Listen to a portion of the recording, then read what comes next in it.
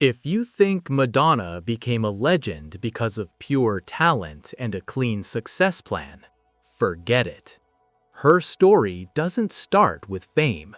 It starts with fear, loss, and choices most people would never admit out loud. Born August 16, 1958, in Bay City, Michigan, Madonna Louise Ciccone grew up in a strict Catholic household. When she was just 5 years old, her mother died of breast cancer. This wasn't just trauma. It hardwired guilt, sexuality, and control into her psyche with exactly $35 in her pocket. That's not a myth. She slept on floors, couches, wherever she could. She worked at Dunkin' Donuts and got fired. Survival came first. Between 1979 and 1980, she posed nude for underground photo sessions. Not art, money. Those photos would later explode into scandal when she became famous. But at the time, it was a transaction. Body for survival. New York pulled her into its underground scene fast. Clubs, drugs, dangerous men, blurred boundaries. Madonna has publicly stated she was raped at knife point during this period. The exact date was never confirmed, but the time frame places it around 1979. This wasn't marketing. This was damage. After that moment, she made a decision that defined everything that followed. She would never be powerful again. Sex would be her weapon. Image would be her armor. In 1982, she signed with Sire Records. 2 years later, Like a Virgin detonated across America. The title alone was a provocation. Then came the MTV performance, wedding dress, writhing on the floor, simulated masturbation. Religious groups erupted. Parents panicked. The Vatican condemned her. Sales exploded. Over 10 million copies sold worldwide within a year. Outrage wasn't a side effect, it was the engine. Behind the scenes, her private life was already volatile. In 1985, she married actor Sean Penn on her birthday. Publicly, they were Hollywood's wild power couple. Privately, police reports, violent arguments, alcohol-fueled chaos. Multiple witnesses later confirmed physical altercations. In 1989, Madonna filed for divorce. Official reason? Irreconcilable differences. Reality? A relationship that mirrored the violence and control she swore she would never endure again.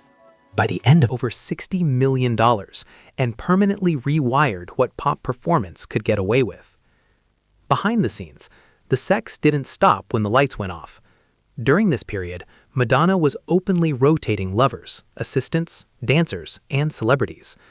One of the most documented was Warren Beatty, whom she dated while filming Dick Tracy in 1989-1990. Beatty, known for controlling women and narratives, reportedly clashed with Madonna constantly. He wanted discretion. She wanted exposure. The relationship ended when he refused to be part of her sexual theater. Then came Truth or Dare, 1991, a so-called documentary that showed what no major star had ever dared to show: gay dancers kissing, condom discussions, threesomes openly implied, Madonna masturbating in bed while talking about men. The film was banned or censored in multiple countries. It didn't matter. Box office over $29 million. More importantly, it confirmed that Madonna wasn't pretending. This was her system. During the same era, she was hated it. That dynamic ended fast. Control was the one thing she would never surrender again. By 1992, Madonna pushed even further with the sex book. Hard numbers matter here. 1.5 million copies sold in days. Explicit photos. Real penetration implied. Names whispered but never confirmed. NBA players, fashion designers, backup dancers. Everyone knew someone who knew someone. The book was banned in Japan, criticized by feminists, and by the mid-1990s, Madonna wasn't fighting society anymore. She was fighting time, relevance, and herself. The industry had changed. Shock was no longer rare. Younger artists copied her tactics without asking permission. And for the first time, Madonna felt something dangerous: replaceability. After the sex book backlash, record sales dipped. Radio support cooled. Hollywood stopped calling. Executives didn't say it publicly, but internally the word was circulating: liability. Madonna responded the only way she knew how, by tightening control. Diets became extreme, training obsessive, public appearances calculated down to the minute. In 1995, she entered what many insiders describe as her most unstable emotional period. Then came Evita in 1996. Madonna campaigned aggressively for the role of Eva Perón, sending roses daily to director Alan Parker, showing up uninvited, pushing until exhaustion won. The gamble paid off. She won a Golden Globe. But the victory came with strings. She was suddenly expected to Lourdes León. The father was fitness trainer Carlos León. Their relationship was transactional, short-lived, and ended within a year. Madonna publicly claimed motherhood changed her. Privately, those close to her said it intensified her fear of aging and losing sexual authority. Statistics tell a quiet story here. Between 1993 and 1998, her album sales dropped nearly 40% compared to her late 80s peak. Media tone shifted from fear to mockery. Tabloids started framing her as trying too hard. Paparazzi photos focused on wrinkles, veins, angles. Madonna responded by dating younger men and doubling down on physical discipline. In 1998, Ray of Light temporarily resurrected her image. Spiritual, electronic, controlled vulnerability. But even this rebirth wasn't peace, it was strategy. She replaced sexual provocation with mysticism, not because she evolved, but because sex no longer shocked the same way. Behind closed doors, control hardened into isolation. Friends became employees, lovers signed NDAs. Every leak was treated like betrayal. Madonna didn't trust love unless it came with silence. By the early 2000s, Madonna was no longer shocking the world. The world had caught up. What once felt dangerous now felt forced, and that terrified her. Founded wife and mother. Privately, it was a power struggle.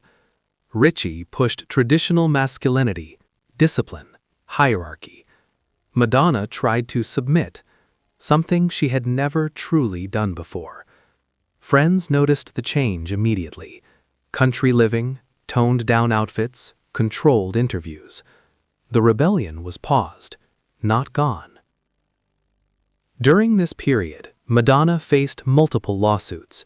Former employees accused her of verbal abuse and emotional intimidation. One nanny claimed she was five. Cultural differences. The reality, two control-obsessed personalities suffocating each other. After the split, Madonna reverted instantly. Younger men, harder image, louder provocation. But something had changed. The public wasn't outraged anymore. They were amused. Critics started using a word that had never touched her before. Public breakdown accusations, industry exile whispers, and the question no one wanted to ask out loud. Did Madonna outlive her own legend? By the 2010s, Madonna was no longer battling critics or institutions. She was battling reflection, literally and metaphorically. Cameras no longer feared her. Social media didn't bow to her legacy, and the internet had no mercy.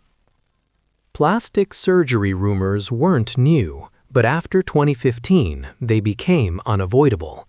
Facial fillers, cheek implants, jawline restructuring. Industry surgeons anonymously confirmed what fans already saw: aggressive cosmetic intervention. Madonna never fully denied it. Instead, she attacked the conversation itself. Younger artists didn't copy her anymore. They referenced her like history. Her dating life became tabloid fuel again. Men in their 20s, backup dancers, models with NDAs. What once looked like sexual freedom now read as avoidance. Loneliness dressed as rebellion. No long-term partner stayed. Control demanded silence. Silence killed intimacy. In 2023, Madonna was hospitalized with a serious bacterial infection. ICU. Tour postponed. For the first time, death entered the conversation loudly. Not as metaphor, as possibility. Fans feared losing her. Critics softened. The world remembered her weight, not her filters. Here's the real uncomfortable truth. Madonna didn't fail.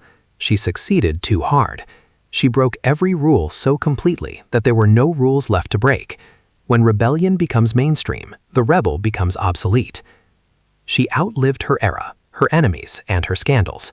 What remained was a woman who built a legend so massive that no human could comfortably live inside it. Madonna didn't lose power because she aged. She lost power because power requires opposition, and she already destroyed it all.